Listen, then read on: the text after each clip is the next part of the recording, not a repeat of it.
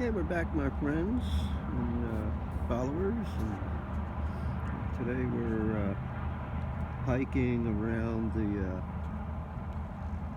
Suber Cemetery, and just outside of Lake Helen, Florida.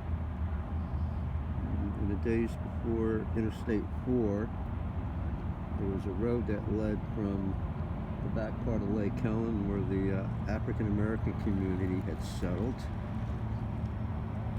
and this was their cemetery for that community.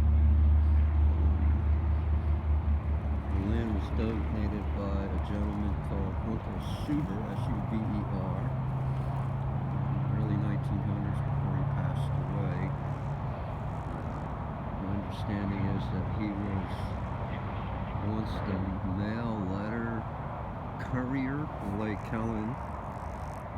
Actually, what I read is that before the city of Lake Helen was incorporated in the 1880s. And, this gentleman acquired land, also donated land in the early 1900s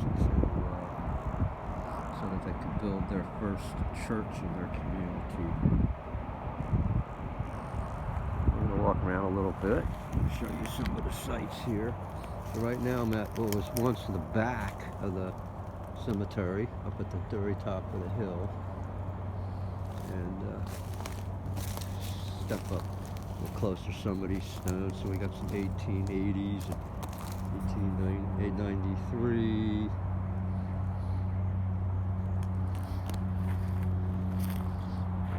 Sure that Uncle Suber is here someplace too. And sadly, there's been a lot of injustice done to the people of this community, starting with the building of the interstate and the total ignoring the fact that there was a cemetery here and that it's sacred ground. Graves were indiscriminately disturbed.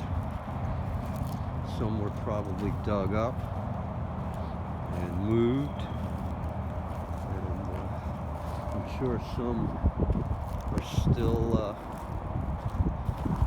not moved. Pretty sure that there's probably some under the interstate. Remember, not everybody could afford to go to a funeral home and have that service and get their loved ones properly prepared. And I'm sure back in the day people would slip in here in the middle of the night and dig some stuff up, dig some dirt up and bury their loved one. Try to get down here.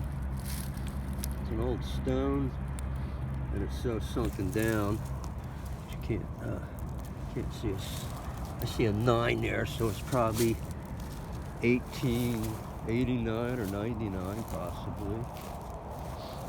I notice there's a ravine here, and there might have been a lake there. Maybe that's the lake I was reading about, where they said that they were actually doing baptisms in the lake behind the cemetery. And you might ask, like, why are they doing baptisms at the cemetery? And I'd be willing to bet it's because there was no lake by the church, and this was the closest water source that they were allowed to use due to the racial attitude and tensions in the 1900s and before that. Here's a interesting site.